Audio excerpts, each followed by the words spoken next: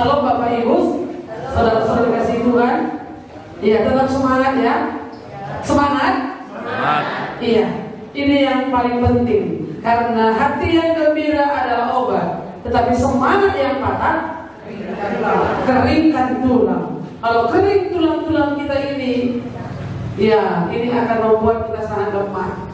Melihat segala situasi yang ada, melihat diri kita dengan segala penyakit yang sudah mulai bermunculan, tubuh yang sudah tidak kuat lagi, ini membuat kita semakin lemah. Maka yang jantungnya sedikit bengkak akan tambah bengkak, kaki yang sedikit sakit akan tambah sakit, pikiran-pikiran yang tidak begitu waras akan semakin menjadi tidak waras. Endah dari kata ibadah di kita itu akan memupuk, semakin merosot. Dan kita sudah mengerti bahwa firman Tuhan berkata, sekalipun kemah Tuhan kami ini akan dibongkar dan semakin merosot, tapi roh batiniah kami dibaharui dari sehari ke sehari. Iya, amin. Iya. Jadi bukan karena sehat, bukan karena kuat, bukan karena ada waktu, bukan karena masih muda, bukan karena sudah tua baru kita bisa hidup benar di dalam Tuhan, tapi oleh karena ada dorongan, oleh karena ada Tuhan di dalam hati kita yang membuat kita tetap semangat ya untuk hidup bersama dengan Tuhan. Walau kita tambah bola kita ya. Baik, jadi tetap semangat. Semangat. Semangat. Hai jiwaku semangat dia. Hai jiwaku semangat. Iya. Hai jiwaku semangat. Hai jiwaku semangat. Semangat untuk melayani Tuhan. Semangat untuk melayani Tuhan. Semangat untuk taat dalam firman Tuhan. Semangat untuk taat kepada firman Tuhan. Amin. Amin. Baik, terima kasih. Iya, pagi ini kita akan belajar menjadi dewasa dalam Kristus. Ada seorang anak berkata, untuk apa dewasa? Untuk apa pintar? Nanti disuruh orang. Untuk apa dewasa? Orang dewasa itu banyak dituntut. Iya, iya. Orang dewasa itu banyak dituntut. Ini salah satu pergumulan bagi saya sebagai kepala jemaat menjadi gereja yang dewasa. Sinode sudah menuntut gereja ini harus dewasa. Kemarin tanggal 18 Oktober kami diundang, pengurus diundang, hamba Tuhan diundang oleh ketua Sinode dan PIPKA sebagai payung, sebagai lembaga kita yang menaungi kita secara gereja. Jadi kami diundang. Sinode berkata kepada PIPKA itu adalah pengutusan Injil dan pelayanan kasih dengan satu visi memberitakan Injil dan mendirikan gereja-gereja GKMI. Gereja sudah lama didirikan, 97 gereja ini sudah mulai berdiri. Tahun 2000 gedung sudah ada. Ini 2023, gedung sudah ada 23 tahun yang lalu. Jemaat sudah ada, sudah. Pendeta sudah ada, sudah mau pensiun lagi pun, kan begitu ya. Jadi bagaimana gerejanya jemaat? Gereja itu sesungguhnya bukan gedung ini, tapi adalah saudara dan saya. Jadi sudah selayaknya saudara menjadi dewasa. Tapi memang kalau dewasa ini banyak tanggung jawabnya.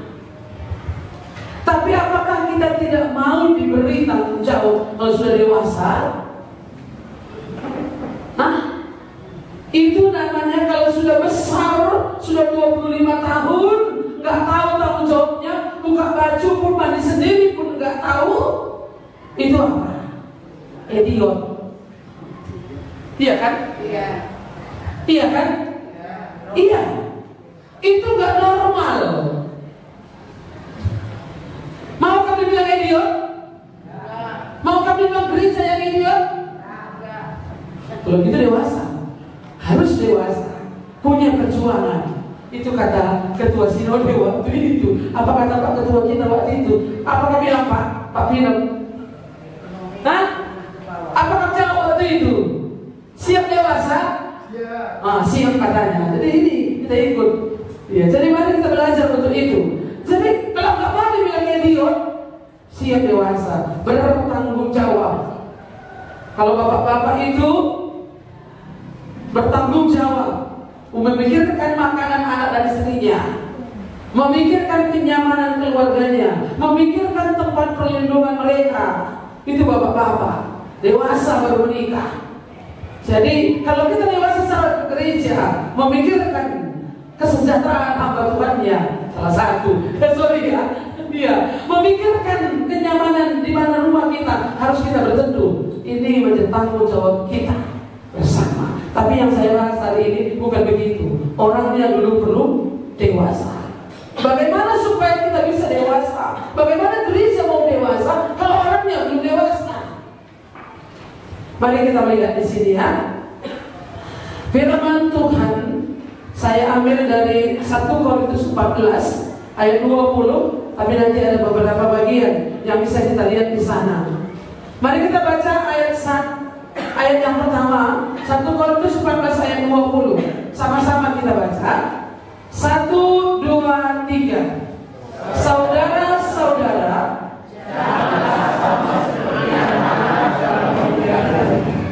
jadilah anak-anak dalam kejahatan, tetapi orang dewasa dalam pemikiranmu.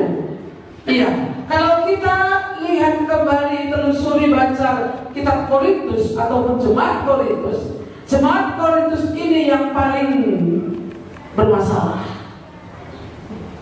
Iya, jemaat Korintus sebenarnya kaya, tidak kekurangan uang. Jemaat Korintus itu sebenarnya mereka punya banyak karunia, mereka juga pintar. Tapi jemaat Korintus ini banyak masalahnya, banyak dosa yang terjadi juga di situ. Nah, makanya Paulus kembali tekankan ini, ingatkan mereka. Suratnya yang pertama, janganlah sama seperti anak-anak dalam pemikiranmu. Mereka kan suka menghakimi, kan begitu ya? Ya, itu salah satu. Makanya Paulus katakan jangan menghakimi. Ya. Coba kita lihat Korintus sebentar ya. Kita lihat di sana 1 Korintus. Kalau sekitar pasal 13-14 ini, coba agak ke belakang dulu kita lihat. Ada banyak karunia-karunia, ada banyak juga dikatakan di sana bahwa kejarlah karunia, usahakanlah karunia, kan gitu ya katanya ya. Jadi supaya mereka semakin teguh, semakin berhikmat, dikatakan di sana. Lalu kemudian dia juga mengatakan di sana bagaimana peraturan-peraturan dalam jemaat. Lalu juga dikatakan di sana bahwa bagaimana supaya mereka itu jangan menjadi hakim ya, jangan menghakimi. Iya, 1 Korintus 14 ini, kalau kita lihat ayat yang ke-20 tadi ya,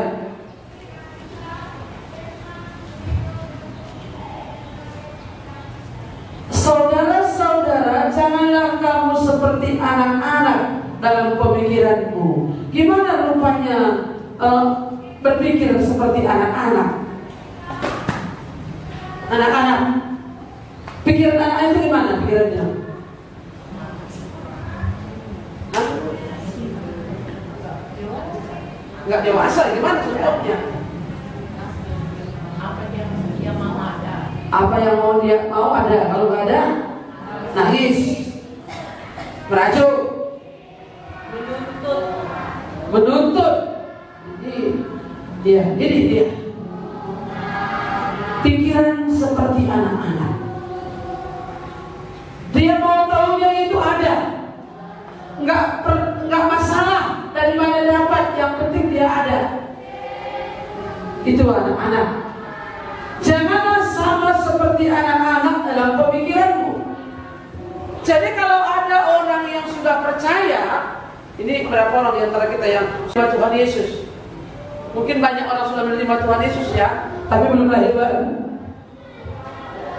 Menerima Tuhan Yesus seringkali, aku menerima Engkau sebagai Tuhan dan Juru Selamatku, tinggallah dalam hatiku, jangan keluar-keluar lagi. Kan gitu kira-kira ya. Iya. Tapi bagaimana? Adakah hidup yang baru dalam hidupnya? Makanya ada banyak orang sudah mengaku terima Yesus, tapi kalian masih baru. Nggak ada yang baru, tetap yang lama. Apa kata Paulus kepada jemaat di Korintus itu? Jadi siapa yang ada di dalam Kristus, ia adalah ciptaan yang baru. Ciptaan baru itu bagaimana? Yang lamanya sudah berlalu. Kalau dulu pemarah, sekarang sudah mengasihi, sudah sopan. Kan gitu artinya ya. Iya. Anak-anak tadi bagaimana? Pemikiran anak-anak itu seperti apa?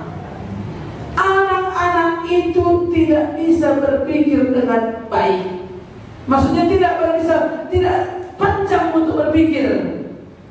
Yang penting hari ini dia dapat, selesai, sudah. Nggak dipikirkan untuk masa depan. Iya. Namanya dia masih anak-anak. Bajunya pun mau dipakaikan. Makanannya harus kita yang siapkan. Iya. Paulus diangkat ini. Jadi kalau orang yang dewasa itu tidak seperti itu. Jadilah anak-anak dalam kejahatan. Apa maksudnya? Jadilah anak-anak dalam kejahatan, tetapi orang dewasa dalam pemikiranmu. Dalam kejahatan itu kita seperti anak-anak. Anak-anak itu sebenarnya dia jujur.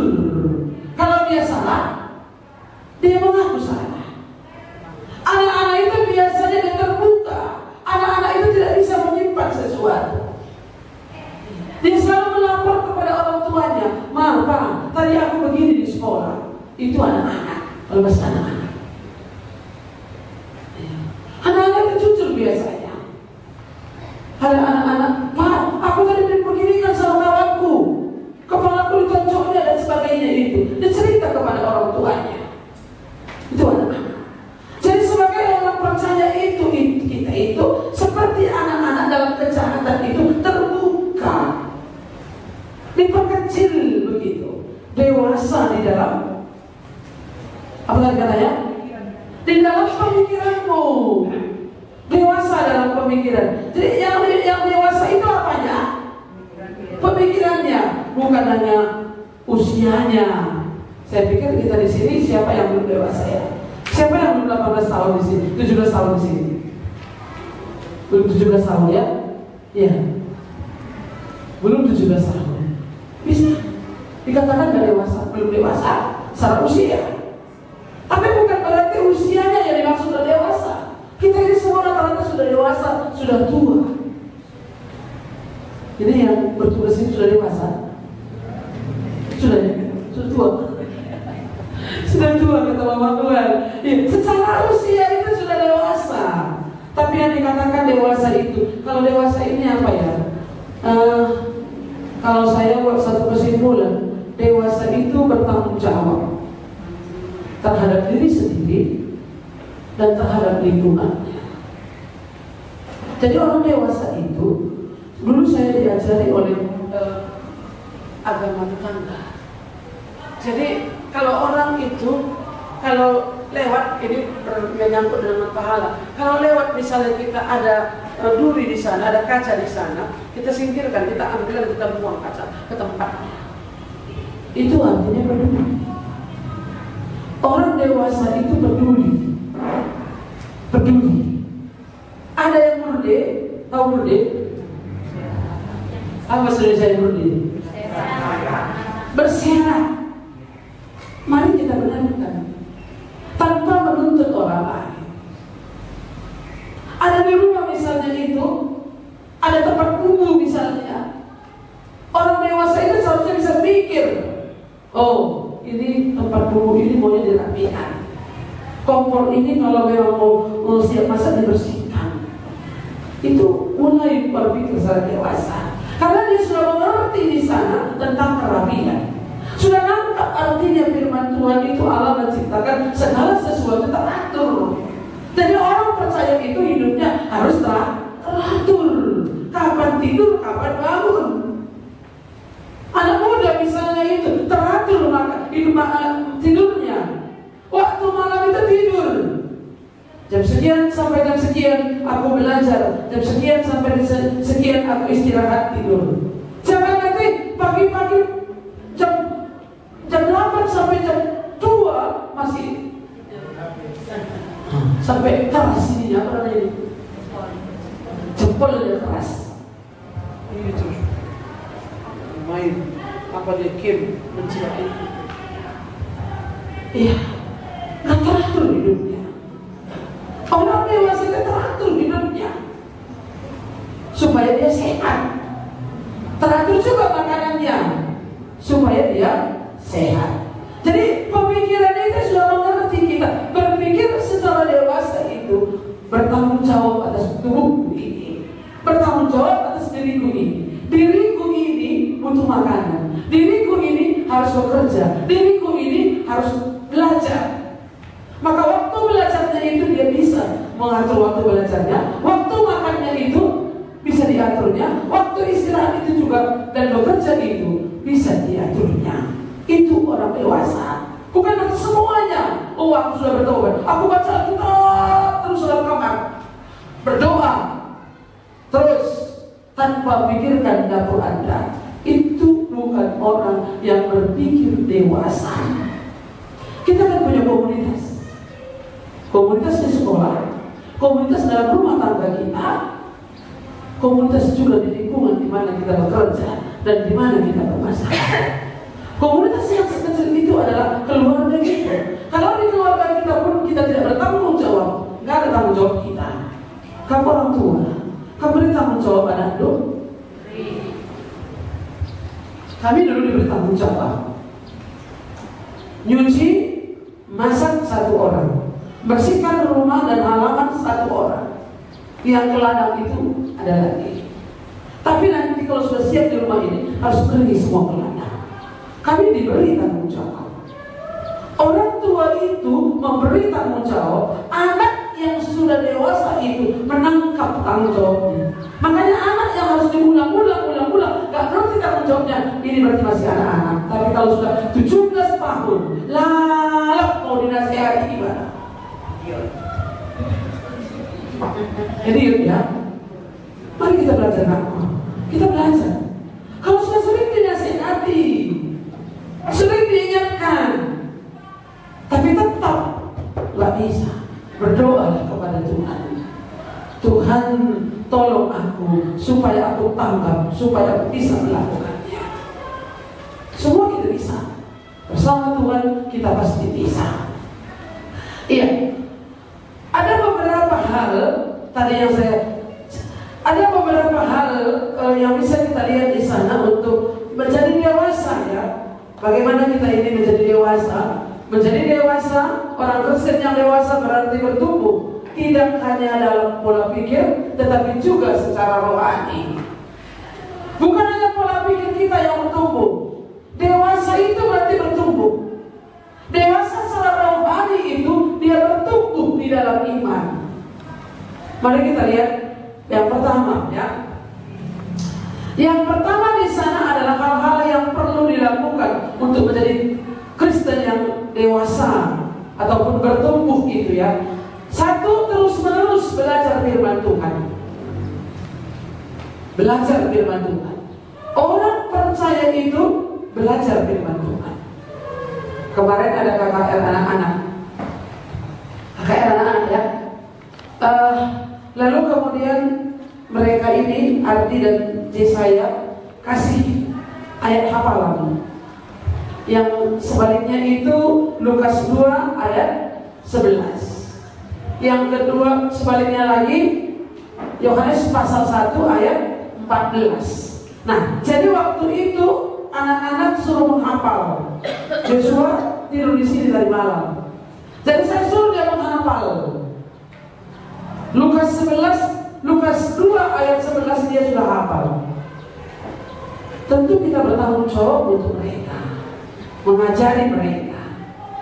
Tapi kalau apa tadi pelajaranmu, kita bilang ini dikasih hafalan mak katanya. Udah hafal kau situ, apa yang terjadi? Hah? Iya, dia belum bisa berpikir. Oh ini penting. Belum bisa berpikir. Tapi kalau kita bisa berpikir, pikiran yang dewasa, ini penting untuk anakku ini. Ayo baca anakku. Apa katanya? Kita juga harus bertanggung jawab untuk mereka. Maka saya bilang, kau baca dulu ini, baca. Ayo diulang-ulang. Akhirnya dia bisa. Ayo satu ayat lagi. Dia masih bisa lupa. Memang gaya berpikir kita itu berbeda-beda. Tapi kalau kita ulang, apakah dia bisa? Sedikit lagi belum belajar dia ya. Yang satu agak panjang. Yohanes 1 ayat 14. Firman itu telah menjadi manusia dan diam di antara kita. Sampai di situ sudah bisa dia. Tapi di bawah juga bisa dia. Tapi sedikit lagi. Ya. Dan ia telah menyatakan apa? Firman itu telah menjadi manusia dan diam di antara kita. Dan ia telah apa? Kita hafal. Firman itu telah menjadi manusia dan diam di antara kita. Dan kita telah melihat kemuliaannya, yaitu kemuliaan yang diberikannya kepada kita sebagai anak tunggal Bapa penuh kasih karunia. Sebagai anak tunggal Bapa dan penuh kasih karunia itu sudah bisa hafal. Tapi harus diulang-ulang. Bertanggung jawab kita.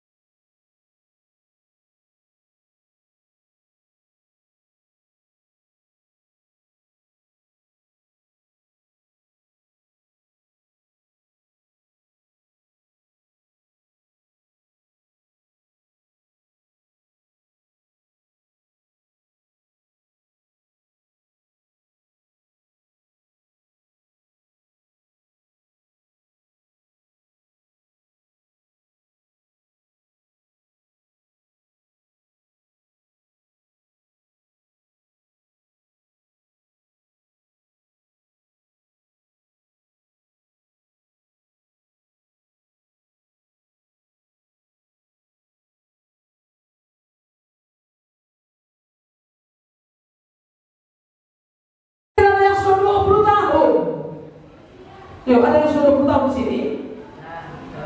Sudah? Sudah yang 20 tahun itu? Sudah PA-kan keluarga lu? Istri dan anak-anak? Ambil waktu saat itu bersama? Ambil waktu untuk belajar firman Tuhan, entah itu seminggu sekali, bersama dengan keluarga semuanya, bersama suami istri, bersendirian. Kalau sendirian mungkin udah. Tapi kalau bertanggung jawab untuk yang lain itu bagaimana? Bagaimana kita bisa bertumbuh secara dewasa dalam iman? Kalau firman Tuhan itu pun hanya untuk dewi-dewi. Ya, hanya untuk diri sendiri. Yang kedua di sana adalah menggali firman Tuhan.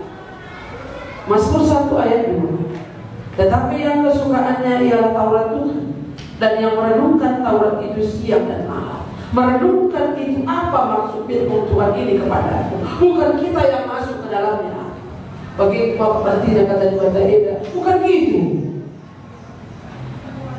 Tapi ketika berdoa bersama istri dan suami, ketika bersama-sama dengan suami istri itu menghadap Tuhan, membaca Alkitab bersama, apa yang Tuhan mau lewat kita, lewat firman Tuhan ini yang dewasa, Bapak Ibu saudara di dalam Tuhan. Ambil waktu. Kalau kami berhasil, sekali saja kerja di mantan dan begini dan begitu, hanya itu yang kita kerjakan. Sementara untuk Tuhan tadi tidak. Maka ini perlu, sangat perlu menentukan tingkat kedewasaan rohani kita. Apa yang Tuhan mau lewat itu? Bukan kegalian orang yang kita terus pahami. Baca di YouTube, dengar khotbah dari sana, khotbah dari situ, khotbah dari... itu yang masuk ke kita. Tapi ambillah kita. Maka perlu kita. Kalau belum punya Alkitab, beli Alkitabnya. Begitu ya. Baca Alkitab. Tuhan mau apa lewat firman Tuhan ini kepadaku? Boleh baca yang lain, boleh. Tapi tetap sumbernya itu adalah ini yang awal. Ya.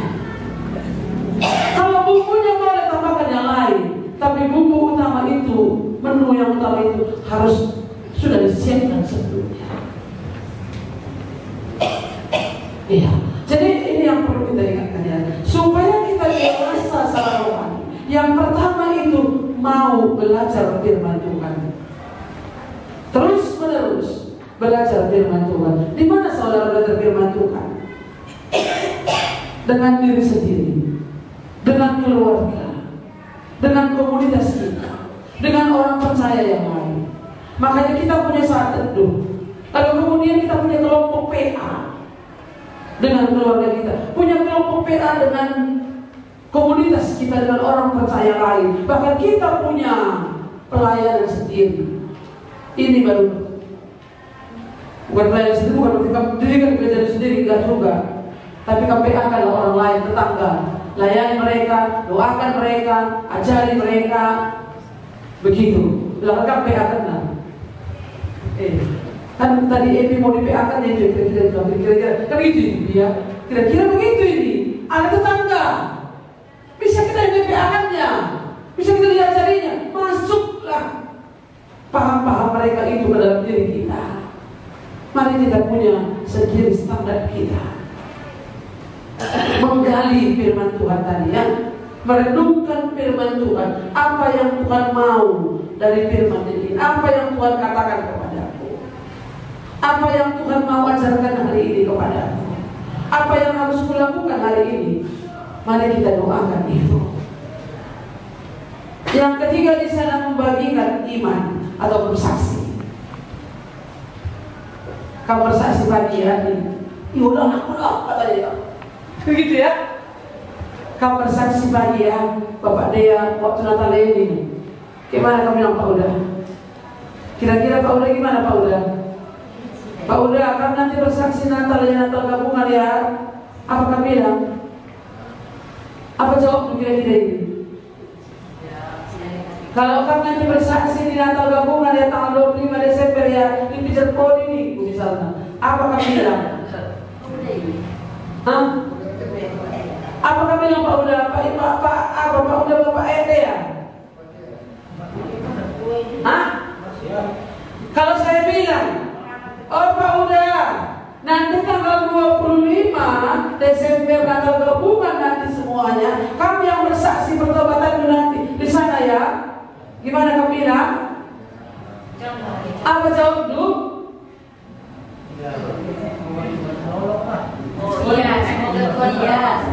Oh iya, semoga Tuhan tolong. Ya masih nilai 50. Kan gitu kira-kira ini ya. Iya. Minggu depan siang yang bersaksi.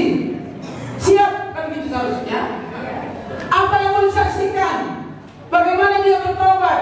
Apa yang Tuhan kerjakan dalam hidupnya dalam 1 minggu ini? Yalah akulah, masa aku lalat. Orang yang tidak pernah bersaksi itu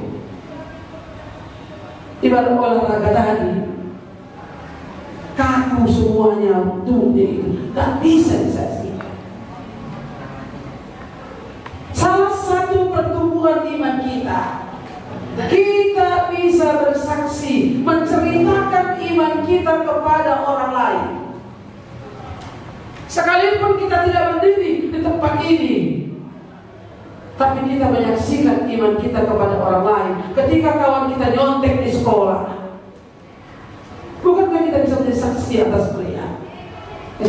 Kau begini ya, bukankah ini namanya ujian? Jadi ujian ini kan mengukur sampai di mana kemampuan kita untuk mengerjakan ini, menangkap apa yang sudah kita pelajari. Dan inilah yang akan kita tuangkan dengan soal-soal, dengan pertanyaan-pertanyaan yang diberikan oleh Bapak dan Ibu guru.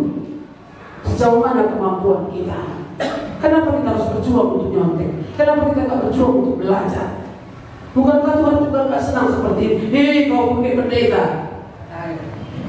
Aku bukan kayak pendeta, tapi aku memang nanti mau jadi pendetanya aku ini. Bilang gitu. Kau kayak malaikat. Iya, aku belum kayak malaikat lah, tapi mudah-mudahan lah nanti bisa kayak malaikat, kudusnya bilang. Iya, berani bersaksi tentang iman saudara, menyaksikan tentang perbuatan Tuhan yang ajaib itu. Sepanjang minggu ini, apa perbuatan Tuhan dalam hidup saudara? Adakah dosa di situ? Adakah kegagalan di situ? Apa perjuangan kita untuk berubah dari sana? Bukankah begitu banyak yang harus bisa kita saksikan dalam hidup kita ini? Beritakanlah firman, siap sedialah, baik atau tidak baik waktunya. Nyatakanlah apa yang salah, tegurlah dan nasihatilah dengan segala kesabaran dan pengajaran. Sudah 20 tahun bertobat, masa sekali-sekali suruh dadakan menyampaikan firman Tuhan? Oh aku gak bisa.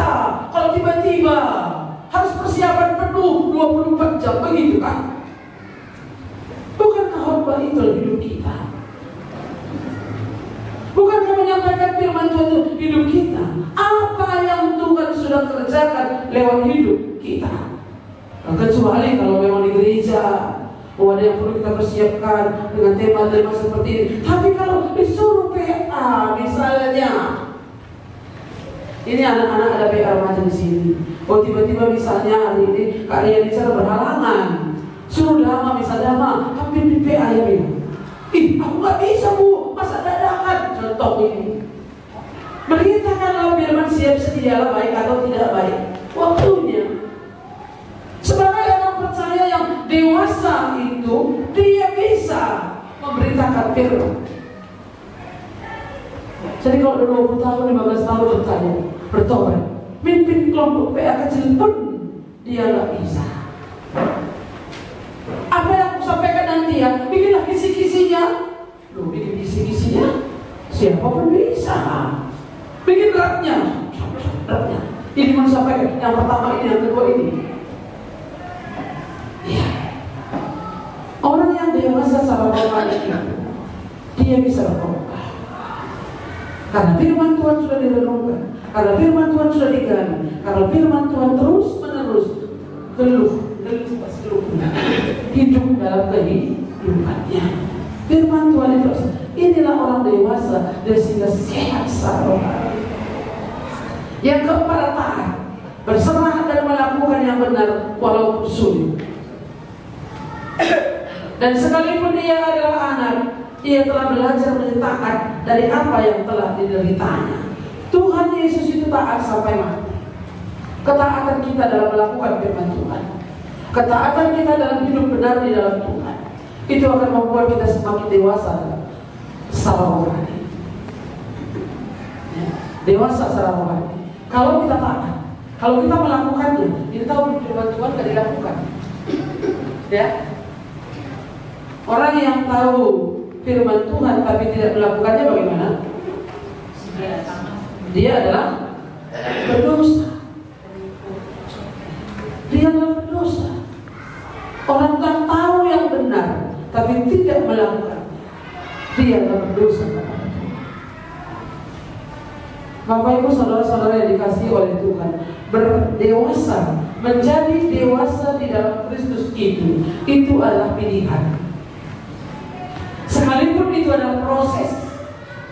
Tentu di sana pertamanya dulu lahir, kan gitu ya, kalau anak-anak tadi kan lahir, lalu menjadi bayi, setelah bayi anak-anak, setelah anak-anak remaja, setelah remaja dewasa. Memang proses dia. Balita,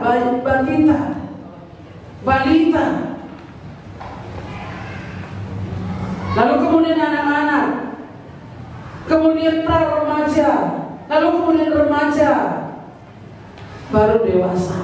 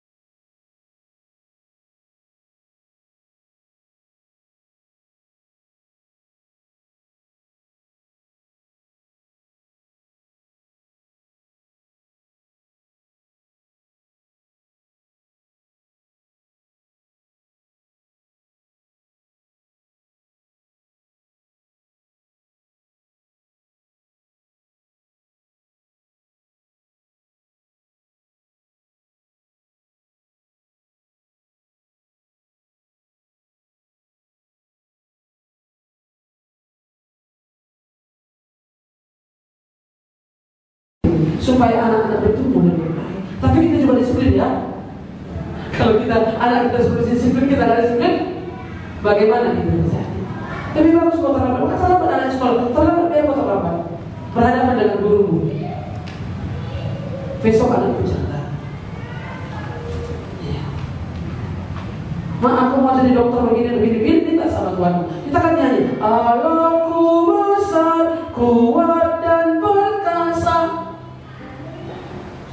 Tiada yang mustahil bagi dia. Ya. Kalau yang terbatas itu, minta kepada Tuhan. Tuhan gak kekurangan cara untuk menjadikan engkau seorang dokter. Tapi kalau kita support semuanya, ya udah nanti kita bisa olah itu nilai di sekolah itu. Datangnya di sekolahnya, coba dulu. Diatur lagi nilainya supaya bagus dan bisa ikut jalur undangan ya. Ya, itu kan gak benar. Anak dididik sedemikian, anak itu tidak dewasa, didampingi terus. Anak itu ada waktunya didampingi, tapi ada waktunya kita itu dilepas mandiri, ngadap kalau second dewi ya. Secara rohani kita juga harus dewasa. Dewasa dalam Kristus itu adalah mandiri. Bagaimana kita menggumulkan diri kita sendiri untuk menghadap Tuhan, untuk menangkap visinya Tuhan, untuk mengerti kehendak Allah.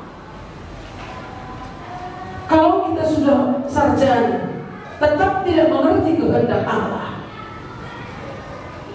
itu bagaimana? Dan kita tahu lewat kehendak Allah ini kita bisa melayani Tuhan. Oh, aku kehendak Allah bagiku menjadi seorang guru. Ya silakan menjadi seorang guru yang takut akan Tuhan, yang bisa bekerja untuk Tuhan juga. Kita nyaman di sana, kita enak menikmati itu. Bahkan lewat profesi kita bisa melayani Tuhan. Kita bisa mengerjakan pekerjaan Tuhan. Oh, aku menjadi petani, bisa. Kalau bertumbuh saat Kristus dan saat dewasa tadi, menjadi dewasa dalam Kristus itu, dia bertanggung jawab untuk dirinya sendiri dan juga untuk orang lain. Itu dewasa. Dewasa di dalam Kristus itu adalah bisa tanpa memang perlu kita mentor. Saya akui perlu mentor, tapi tanpa tetap harus diawasi. Saat terunya diawasi, pekerjaannya diawasi, cara baca Alkitabnya diawasi. Enggak selamanya begitu, tapi dia bisa mandiri. Tanpa dibangunkan pagi pun dia bisa membaca Alkitabnya sendiri. Tanpa diajarkan pun, tanpa diingatkan pun dia sudah bisa tahu apa itu yang benar, apa yang tidak. Itu dewasa secara rohani. Dewasa secara rohani itu dia bisa melayani, dia bisa mengerjakan pekerjaan Tuhan. Dewasa secara rohani itu dia melayani, bukan lagi untuk dilayani. Datang ke gereja, memang kita mendengar firman Tuhan, tapi kita tahu kita harus melayani juga. Datang ke gereja itu dia ada yang dia bawa kepada Tuhan, hati yang mau menyembah kepada Tuhan. Maka ketika memuji Tuhan, serius untuk memuji Tuhan. Ketika berdoa terus serius memuji Tuhan. Ketika mendengar firman Tuhan, nggak kemana-mana pikiran kita. Lalu kemudian ada yang bisa membawa pulang. Hari ini contohnya, apakah aku sudah dewasa dalam Kristus?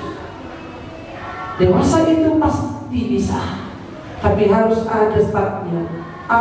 Kapankah aku sudah dilahirkan kembali? Renung itu. Kalau saudara belum pernah dilahirkan kembali, mustahil menjadi orang yang dewasa. Apakah aku sudah dewasa dalam Kristus itu? Kalau nggak dewasa bagaimana? Jangan-jangan belum pernah lahir.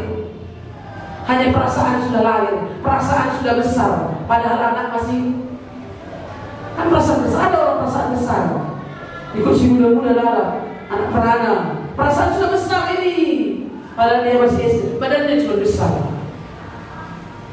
Tapi kawannya siapa? Kalau kawan selalu sama tua-tua dari tua memang kan gitu ya. Tapi tetapnya nggak bisa ditolongi, tetap nggak bisa ditipu, karakternya nggak bisa ditipu.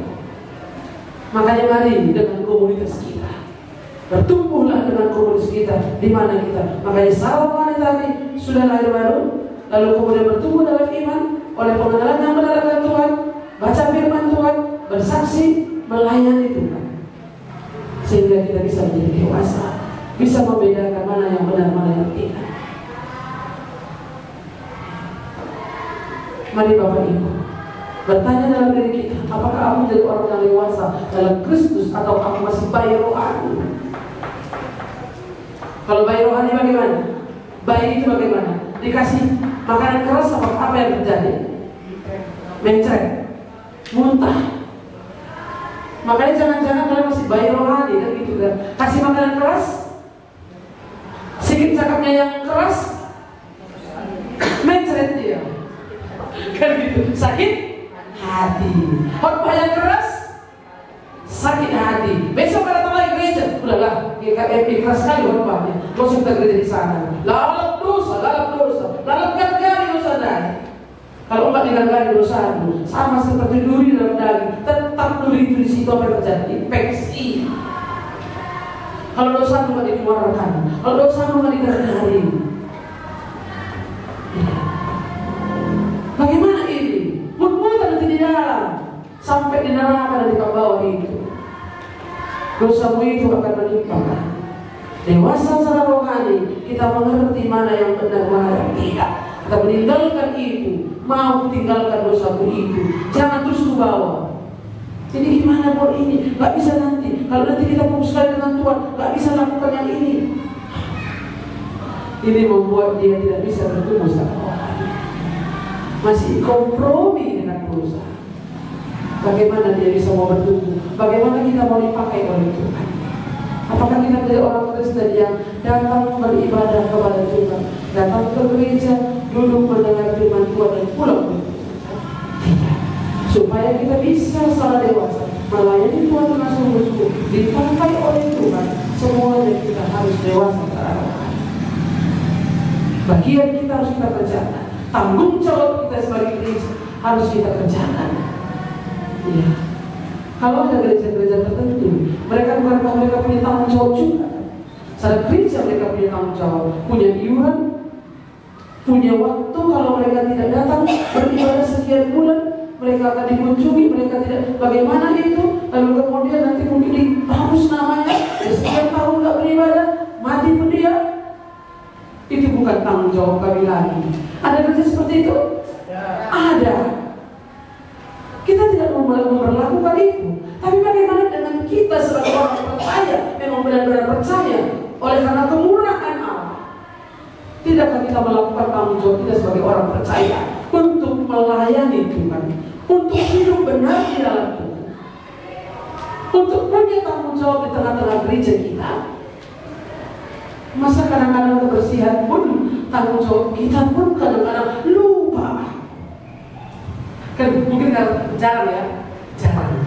Karena kalau tiap minggu sudah disuruh nggak lupa lagi kan begitu. Tapi kalau masih anak-anak memang lupa dia, iya kan? Nakku, cuci piring kita ya, ya. Kami kan di sini dibuat cuci piring sebelum makan. Oh, sudah makan. Cuci piring setelah makan. 1 minggu itu oke, cuci piring setelah makan. Lalu besok 2 minggu kedua, minggu ketiga lupa lagi. Inilah kalau masih anak-anak mencuci piring nama. Datang bilang, aku udah besar jangan jauh cupingku. Kata pula nanti kan. Tapi masih perlu dijauh cupingnya. Tapi nanti inilah memang anak-anak perlu diingatkan. Jadi kalau dibilang anak-anak, dia nggak mau anak-anak. Udah besar aku, jangan dipukul aku, jangan dimarahi aku. Di depan orang banyak, aku sudah besar, malu aku. Tapi kok nggak dimarahi? Saya berpikir nangis dia kan? Ya, ini namanya anak-anak. Tapi kalau anak-anak jangan marah, jangan sakit hati dimarahi ya. Kalau masih anak-anak. Tapi kalau udah dewasa bagaimana? Bertanggung jawab mengerjakan pekerjaan kita, bertanggung jawab juga untuk iman kita, bertanggung jawab juga untuk keluarga. Seorang bapak-bapak yang sudah dewasa secara rohani, dia bertanggung jawab untuk menggembalakan keluarganya minimal, ya minimal. Seorang yang sudah dewasa secara rohani minimal bertanggung jawab untuk dirinya sendiri kan diurus orang lain lagi. Dewasa dalam Kristus itu seperti itu.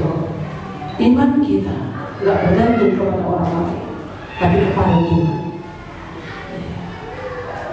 Dulu waktu Kak Novi di sini, seringkali aku saat teduh, kata Sion misalnya, dibangunkannya aku, saat selalu dibawa ke tiap Kak Novi, kan gitu kira-kira ini kan. Kalau di kampung aku sama mamaku, aku selalu dibangunin. Ada waktunya kita berpisah dari orang-orang yang Tuhan tetapkan. Tapi kalau kita dewasa bertemu sama Bapak kita, ada waktunya kita menggali firman Tuhan sendiri. Ada waktunya kita harus melayani. Ada waktunya kita itu juga harus taat terus menerus, berserah kepada Tuhan. Sekalipun dalam penderitaan, kita tetap akan taat kepada Tuhan. Menderitakan dari apa yang telah dideritanya. Ia telah belajar menderitakan. Dan sekalipun dia adalah anak, ia telah belajar taat dari apa yang telah dideritanya itu. Teladan kita adalah Tuhan Yesus, taat sampai mati. Mari kita berdoa. Bapa di surga, terima kasih Pak, pada pagi hari ini Engkau kembali mengingatkan kami bagaimana kami harus dewasa di dalam Kristus.